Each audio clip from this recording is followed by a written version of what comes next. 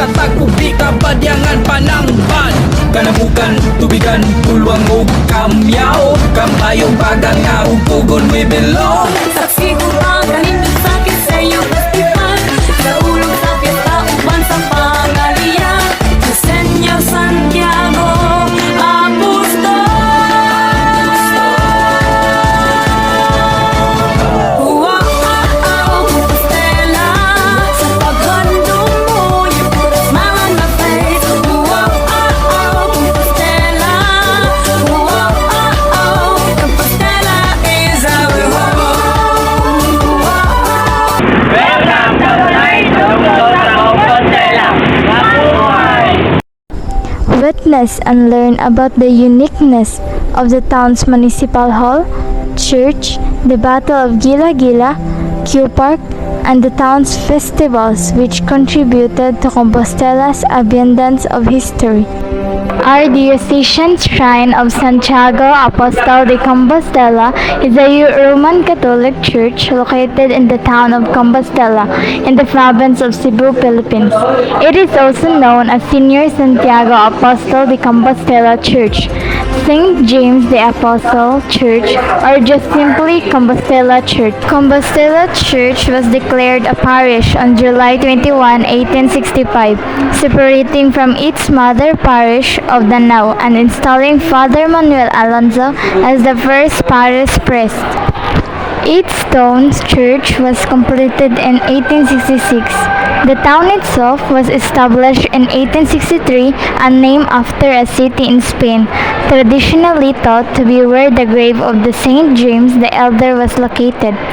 The parish was declared by Cardinal Ricardo Vidal as an archdiocese shrine of July 24, 2007. The yearly celebration of the Feast of St. James the Apostle is every July 25, called Kiseo Festival. The Battle of Gila-Gila. It happens on March 5, 1943. Sitio Gila-Gila, Barangay Bagalna, Municipality of Compostela, Cebu Province, Philippines. During the Second World War, when the Japanese forces invaded the island of the Philippines, there was one significant event that took place in a small town located in the northern part of the island of Cebu. According to the story, Japanese forces were ambushed by Filipino guerrillas led by a certain Lieutenant Agapito P.T. Admana under the command of Major Fabian Sanchez. The said ambush was very successful and inflicted heavy casualties against the Japanese invading forces. That day, Japanese forces led by General Suzaku Suzuki were already sighted patrolling in the vicinity of Liloan town going to the north direction. Liloan is located south of Compostela. Amado Castro, a guerrilla and a native of Compostela, made the first shot against the patrolling enemy. Unfortunately, Mr. Castro was wounded during the exchange of fire. At that moment, the guerrilla forces retreated to Barangay Estaca, Compostela for being outnumbered by the Japanese forces. Mr. Castro was left behind hiding under Hubay Bridge and got killed by the enemies during the chase. Most people said Mr. Castro was a good runner but failed to escape because he was already wounded in the leg. Amado Castro was stabbed to death in the cold-blooded by the Japanese Imperial Army using their bayonets. His forces were advancing towards Barangay Estaca of Compostela. A certain Antero Tapayan was killed in action. Mr. Tapayan was a native of Panangban, Compostela, Cebu. According to some witnesses, the Japanese army who killed Mr. Tapayan disguised and dressed like a Roman. Mr. Tapayan was tricked by the Japanese army pretending to be a civilian. According to some sources, the order of the Major Fabian Sanchez was to harass the enemies upon patrolling by delaying their movements while preparing for a possible ambush in Sitio Gila-Gila. The mission of Amado Castro and Antero Tapayan's group was to slow down the movement of the patrolling Japanese forces. Major Sanchez was already suspecting that the real objective of the Japanese soldiers was to invade the general headquarters of the guerrillas located in the Barangay Labunan part of Cebu City. The gimbal to Dapdap Road was the easiest way going to Barangay Tabunan, and the ambush in Sitio Gilagila was very strategic for the guerrillas. Many people said the said ambush was already planned a long time ago. Year 1986, Mr. Jose Bobo, live in City Lusaran, Barangay Tagubi, Compostela, Cebu, has been interviewed. He was also one of the guerrillas who participated in that ambush. He said that 3 machine guns were already in position waiting for the Japanese forces to arrive. Mr. Bobo said that they dug focus to cover themselves while waiting for the enemies to arrive.